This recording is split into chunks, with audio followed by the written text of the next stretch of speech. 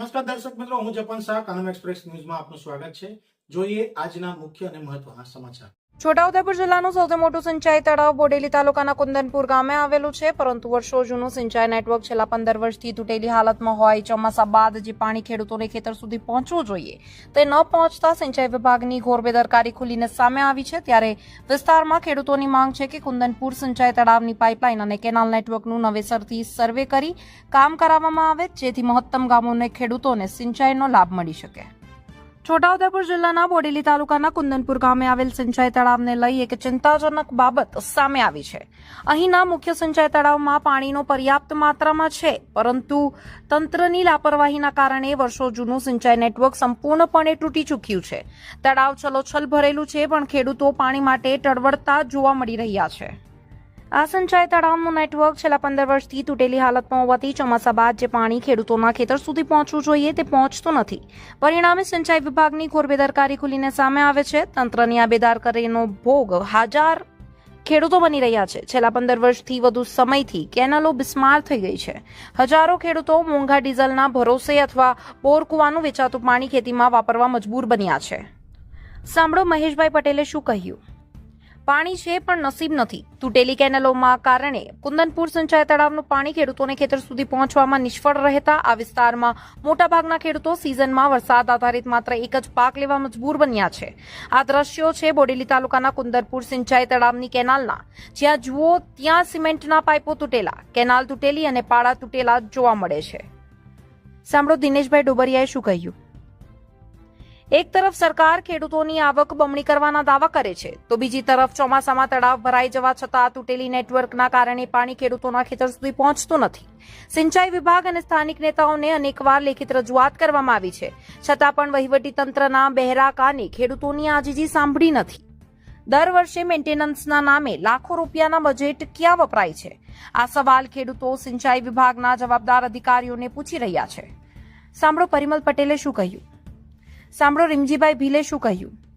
હવે જોવાનું એ રહેશે કે તંત્ર આ કુંભકર્ણની નિંદ્રામાંથી ક્યારે જાગે છે. ખેડૂતોની માંગ છે કે કુંદનપુર સિંચાઈ તળાવની પાઇપલાઇન અને કેનાલ નેટવર્કનું નવેસરથી કામ વહેલી તકે સર્વે કરી જરૂરી કામગીરી વહેલી તકે કરવામાં આવે, જેથી મહત્તમ ગામોમાં ખેડૂતોના ખેતર સુધી સિંચાઈનો લાભ પહોંચી શકે. Bureau report, Kanam express, Jambusar. મારું નામ પ્રવીણભાઈ કાળુભાઈ ડુબરિયા, ગામ કુંદનપુર. છોટાઉદેપુર જિલ્લાનું આ મોટામાં મોટું તળાવ છે સિંચાઈનું, પણ અમારે અહીંયા આગળ વર્ષોથી કેનાલો ને પાઇપલાઇનોની જે પેલા વ્યવસ્થા હતી એ બધું તૂટી ગયેલું છે. તો અમારે ખેડૂતોને ખેતર સુધી પાણી કંઈ આવતું નથી ને આ પાણી ભરેલું છે. તો એના માટે કંઈ પાઇપલાઇન કે કેનાલનું નવેસરથી કંઈ કરે તો બધાને 2 પાક સુધી કદાચ પાણી મળે એવું અમારી માંગણી છે. આ નેટવર્ક તૂટી જવાથી ખેડૂતોને હાલમાં કેટલું નુકસાન થાય છે? નુકસાન તો કારણ કે હવે પાણી ભરેલું છે ને કોઈના ખેતરમાં પાણી જતું નથી. પ્રાઇવેટો લાઈનો કરીને મશીનો મૂકીને પાણી લઈ જાય છે નજીકના ખેતરાવાળા. બાકી તો બધા જે કેનાલું છે એ બધી બંધ છે, તૂટી ગયેલું છે બધું. તો નવેસરથી જો આ કામ કરવામાં આવે તો આ બધા ખેડૂતને 1 પાક નહીં પણ મારા અંદાજ પ્રમાણે 2 પાક સુધી કદાચ આ તળાવમાંથી પાણી મળી શકે. તમારી શું માંગ છે? અમારી તો એવી માંગ છે કે આ નવેસરથી આ નેટવર્ક ઊભું કરે, નવેસરથી આ પાઇપલાઇનો કેનાલો નવેસરથી કરે તો બધા ખેડૂતને પાણી મળી શકે. આ કુંદનપુર સિંચાઈ તળાવ એટલે છોટાઉદેપુરનું મોટું તળાવ આવેલું છે કુંદનપુર ગામે. અહીંયા સિંચાઈ વિભાગની બેદરકારી કહું કે 15-20 વર્ષથી એક નેટવર્ક હતું અહીંયા આગળ કેનાલનું, જ્યાં છેવાડા સુધી પાણી જતું હતું, કળાથલા રોડ સુધી જતું હતું. આ તળાવનું પાણી આ બાજુ અમાદરા તરફ જતું હતું. તો તે વખતે બહુ સારું હતું, પણ હવે પરિસ્થિતિ એવી આવી ગઈ છે કે કેનાલોનું આખું નેટવર્ક તૂટી ગયું છે અને આ તળાવનું પાણી બહુ વેડફાટ થાય છે. બીજું કે આજુબાજુ વિસ્તારોમાં આ ખેડૂતનો આખો એ છે વિભાગ, પશુપાલનનો મુખ્ય આધારિત ધંધો છે. જો આ બધી વસ્તુ દરેક જગ્યા પર પહોંચતી હોય પાણી નેટવર્કથી તો ખેડૂતોને, ઢોરોને બધાને પાણીની વ્યવસ્થા રહે. એટલે સરકારને એક જ માગણી છે, સિંચાઈ વિભાગને બી એક માગણી છે કે આ નેટવર્કને નવેસરથી ઊભું કરે અને લાભ આપે. આ સિંચાઈ તળાવની અંદર નવેસરથી નેટવર્ક કરવાથી પશુપાલનની અંદર કેવી રીતે લાભ થશે? પશુપાલનને એ રીતે લાભ થશે કે મોટા મોટું તો શું છે કે જ્યારે તલાવ ખાલી થઈ જાય છે તે વખતે ખાસું 4-5 કિલોમીટર સુધી ખેડૂતોને અને ઢોરોને લઈને જવું પડે છે, પશુઓને લઈને પાણી શોધવા માટે. તો એ નજીકમાં જ આ જો વ્યવસ્થા ઊભી થઈ જાય અને કેનાલ થ્રુ પાણી જતું હોય તો એ કેનાલમાં બી પાણી રહે તો પશુપાલનને બી ફાયદો થાય, પશુઓ બી ત્યાં પાણી પી શકે અને બીજો ઘાસચારો ઊભો થઈ શકે પશુઓ માટે. એટલે પશુઓને બી મોટો ફાયદો થાય અને પશુપાલકોને બી ફાયદો થાય. જિલ્લા પંચાયતનો સિંચાઈ તલાવ આવેલો છે અને આ તલાવમાં લગભગ વરસાદના આધારે પાણી ભરાય તો અમારા ખેડૂતનું લગભગ 2-3 પાણી મળે. પણ અત્યારે છે કેનાલનું જે તલાવનું બાજુમાં અમારે જે કેનાલ કરવાના હતી એ કેનાલ લગભગ 20 વર્ષથી એ પાઇપલાઇન ને કેનાલ અત્યારે બંગાળમાં પડેલું છે અને અત્યારે અમારા ખેડૂતનું લગભગ આ તલાવનું નીચે 500 જેટલા ખેડૂતનું જમીનો પડેલી છે.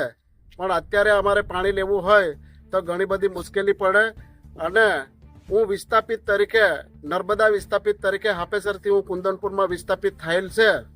આજે મારે વિસ્થાપિત તરીકે મને કુંદનપુર પિયાતનું પાણી મળવું જોઈએ પણ અત્યાર સુધી અમારે કુંદનપુર તળાવમાં પાણી આવતું નથી અને પહેલું બી ઘણી વખત અમે રજૂઆત કરી પણ અત્યાર સુધી અમારે કુંદનપુર તળાવમાં પાણી આવતું નથી અને અત્યારે કઈ બી હિસાબે સરકાર અમુન નર્મદા વિસ્થાપિત તરીકે અમુન પાણી આપે.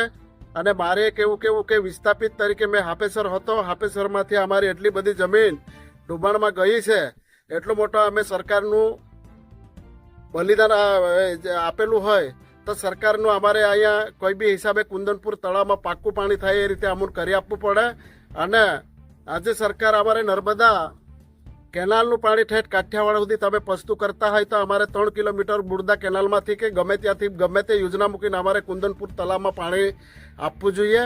એ અમારે નર્મદા વિસ્થાપિત તરીકે અમારે રજૂઆત છે. અને અત્યારે કુંદનપુર તલાવનો આજુબાજુ ઘણા બધા ગામડા આવેલા છે અને 500 જેટલા ખેડૂત આવેલા છે.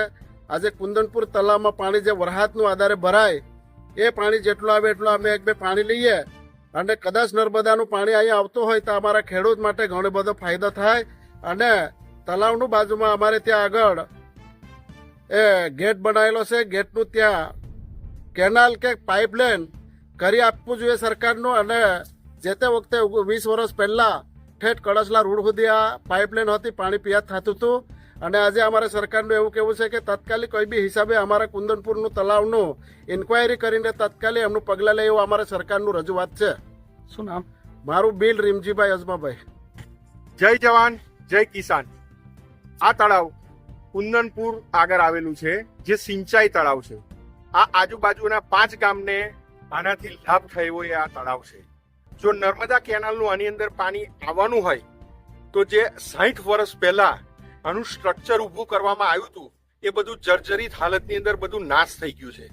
તો અમને સિંચાઈ માટે ખેડૂતો માટે જે નવેસરથી અમને માઇનોર કેનાલ, માઇનોર પાઇપલાઇનો જે સરકારે અમને કરી આપવી જોઈએ, વહેલામાં વહેલી તકે અમને કરી આપે તો અમને ખેડૂતોને ખૂબ મોટા પ્રમાણની અંદર લાભ થાય એવો છે. જો આ સરકાર ખેડૂતોની આવક બમણી થાય એવું વિચારે છે તો એના માટે અમને પાણી પૂરતું મળશે તો બમણી થશે ને. કોરાટ જમીનની અંદર તો બમણી આવક થવાની નથી. જો પાણી મળશે તો અમે ઋતુસર 3 પાક લઈ શકીશું તો ખેડૂતો આનાથી માલામાલ થશે. સરકાર હાથે હાથ નહીં ફેલાવવો પડે, સરકારથી ખુશ રહેશે. તો સરકાર અમારા મુદ્દાને ધ્યાનમાં લે અને અમાદરા તરફની જે માઇનોર કેનાલ દોડાવે તો અમારું 250 હેક્ટર સુધીની જમીન પિયાત થાય એવી છે. તો સરકારને અમારી રજૂઆત છે વહેલામાં વહેલી તકે અમને માઇનોર કેનાલનું સ્ટ્રક્ચર આપે અને અમને બનાવી આપે. અને આનાથી આગળ નદીઓ, કુવાઓ, બોર બધું સજીવન થઈ જાય તો ખેડૂતો, પશુપાલકો બધા આનાથી ખુશ રહે. શું નામ? મારું નામ પરિમલ પટેલ, નાના માત્ર.